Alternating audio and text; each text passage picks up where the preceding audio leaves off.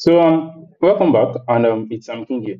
So I was explaining internal range and external integrity earlier, and I was looking for examples, and I was citing examples. So back to where I was, I just finished using this example as an illustration. Then I said for this range, for this example here, this is also a range. Okay, whenever I say a break of structure, there is most definitely a range there. This is a range break of structure. Then I said your internal integrity is your closest low or your closest high to your protected level. Either way. Now, in this case, this is the closest low, this is the closest high to this protected high. Therefore, we'll mark this out, and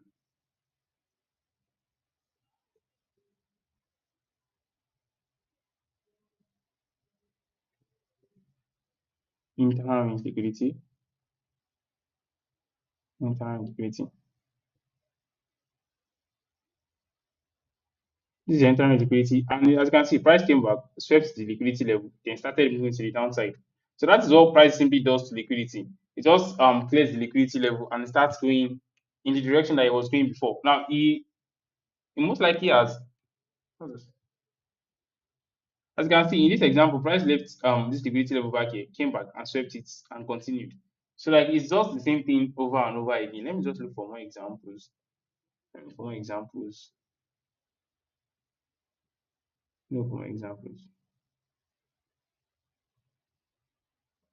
This is a good one. This is a good one. We have a break of structure here. This is a break of structure. Swing high, swing low got taken. Then we have a completely new low down here.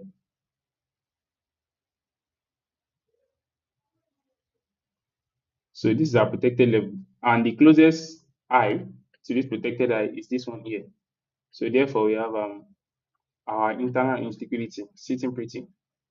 This is our internal instability IRL. This is our internal liquidity. As you can see, price sweeps the internal liquidity, and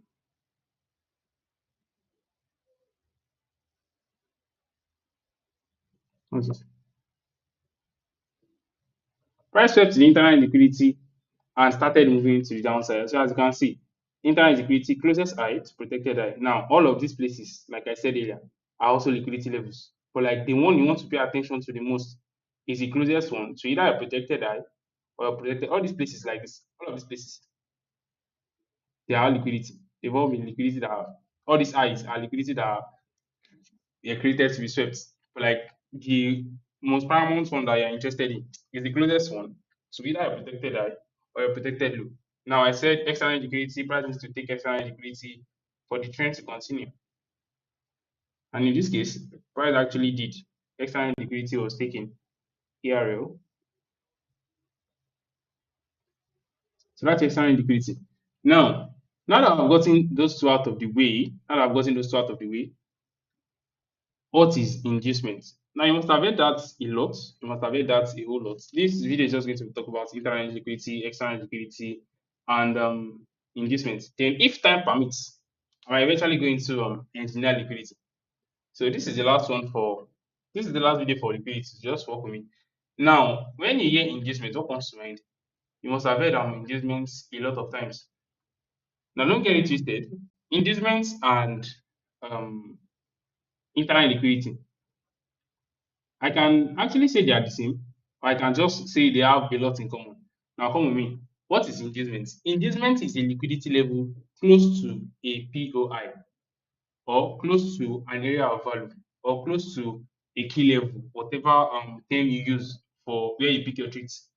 What's a POI? POI is a point of interest, a place you are looking to enter the market to either buy or sell. For example, another block, a breaker block, a mitigation block, a fair value gap, and so on and so forth. That is what the POI is. Now, what is an inducement? An inducement is your liquidity level close to that POI.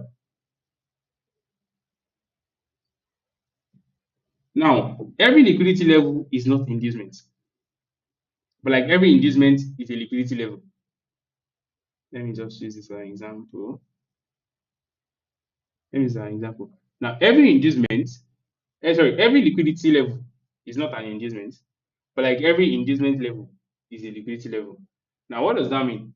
For it to be inducement in the first place, it has to be an area of liquidity. The positioning where it is what actually gives it the name inducement. Now, I said inducement is your area of value closer to a POI. Now, let me use a real life illustration. Let me use a real life illustration using the same story that I used earlier of a bus driver and all of that. So let's say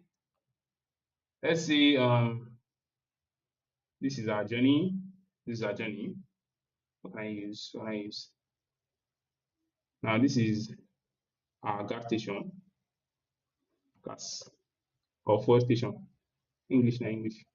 This is our gas station, and just behind this gas station is a bus stop. Just behind this gas station is a bus stop.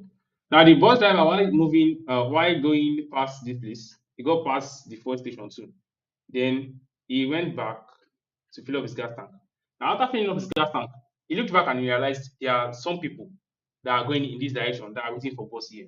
So he thought to himself, he could easily just go back and pick up those people, then recover the money that he used to get his fuel by just taking these people, since they are going in the same direction that he's going. He's a commercial bus driver, don't forget. So he filled up his gas tank, then he goes to the nearest bus stop and picks up people from here, then continue. So he makes extra profits while going on the actual journey that he was going. So, like for this illustration, your bus stop is your area of value. Your bus stop is your area of value. That place where price goes to go and pick up orders. When you hear the term order block, it's an area where there are a lot of orders stacked, and price goes to be there to go and pick up orders, then continue in the initial direction that I was going. So for this illustration, this gas station, like I've said earlier, is our liquidity level. Now, this bus stop, a bus stop is not usually close to a gas station, usually, but in some cases, close to a gas station, you might find a bus stop every now and then. Now, a bus stop in this case is your area of value, your PY, your order block, your revenue block, your FVG, or whatever it is. Now, a filling station that is close to a bus stop is what you call an inducement. Now, there might be filling stations on the way. There might be other filling stations on the way. I just want you guys to get the whole illustration of you. There might be other filling stations on the way. There might be other filling stations on the way that don't have any bus stops near them. That doesn't make them it's there might be other filling stations on the way that don't have any bus stops near them. There are still filling stations, but they are not just filling stations with bus stops nearby. A filling station that has bus stops nearby is an inducement. The bus stop in this example is your PY. The filling station in this example is your liquidity level, which means your inducement. So your inducement is basically a gas station that is close to a bus stop. And I just illustrated what price does. Comes back to the liquidity level, goes to the nearest place that has orders, then continues in the direction that it's going. So, like I said earlier, your inducement level is a liquidity level, but like not every liquidity level is an inducement level. So now back to an illustration on the chart. That was just familiarized with the whole thing. I said your inducement is your too much repetition. Yeah. Now in this case, your inducement is usually your internal liquidity. Your inducement is usually your. I first need to like make you guys understand internal and external liquidity before I go to inducement because some liquidity, not every internal liquidity might be an inducement. So in this example, this internal liquidity will also serve as our inducement. This is going to be our inducement liquidity. This is going to be our inducement in this case. Now, whatever term you call it, once you have an understanding, it doesn't matter what you call it. You can call it your liquidity, you can call it your sell side, buy side liquidity. Just have a clear understanding of where you can find your liquidity and how you can actually apply it to your real trading. Whatever you call it, doesn't matter. Some people call it transactional liquidity, structural liquidity. It's all like vocabulary, and English has given us the independence to actually name things from our own understanding.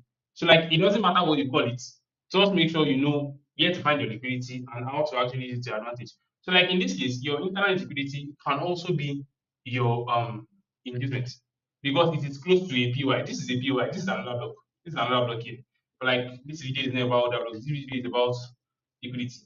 Now for this illustration too, this is a PY, this is a reclaimed block or a KMR, depending on what you call it or what you've experienced. Then this is inducement. Now I said earlier that this is an internal liquidity, but like it also serves as an inducement because it is close to a PY. Now I said internal liquidity is any liquidity level inside of a range. That means this I too is a liquidity level, is an internal liquidity level. For this I, this internal liquidity is not an inducement because it is not close to the main POI. This is the closest one to the POI. This is the only inducement you are interested in. So let me just go ahead and look for examples of inducements. I might not like use the orange, so I might just pick out POIs and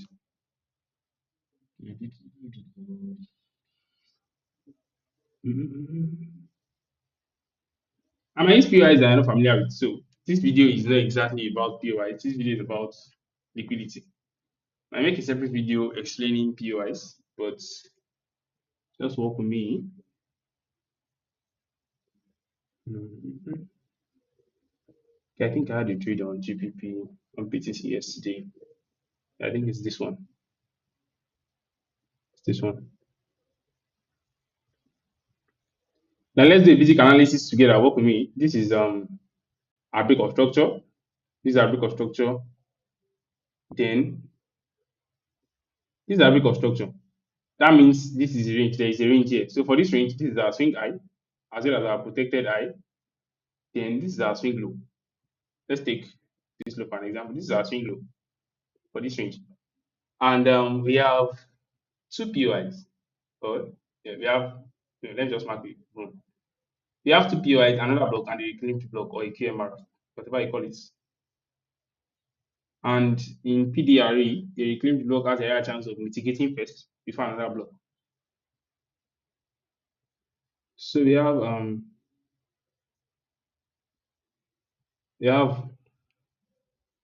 our reclaimed block. Then our internal liquidity level that we're interested in is the closest one to our protected level. This is our protected level. The closest high is this one, which also means this is our inducement because it is the closest one to a POI. Inducement POI.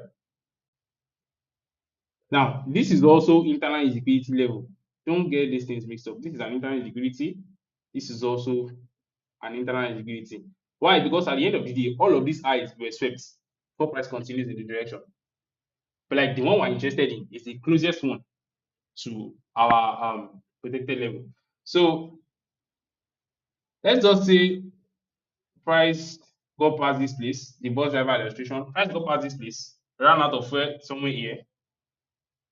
Then he came back here to fill up, came back to this gas station, fill up his gas tank, then just goes back a little bit to go and pick up passengers and continue. So it's that simple and straightforward. It's not a complicated illustration or something. It's not something that's actually out of the ordinary. So when you see a range, identify a liquidity level, then mark your POIs. So my examples. This should be a POI. This should be a POI set up for me. There's a tendency that PTC may actually sell off after taking out this I liquidity. I'm saying there is a tendency. Protected I,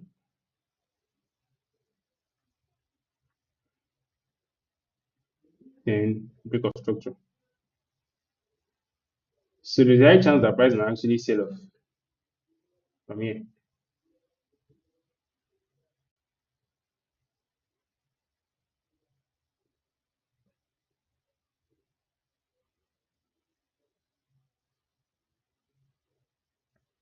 Now your engagement can be found in almost every POIs like your AVG, your breaker block, your mitigation block. Let me see if I can find other examples. I don't want to give you guys. I don't want to use the same example over and over again for you guys. We have a breaker block that played out. Do we have one? Do we have one that played out? Okay, this is one here. Is it? The breaker block that played out fine. Oh, yeah. 15.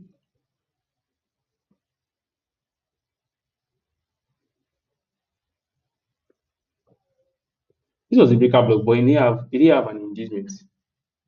It didn't have an engagement.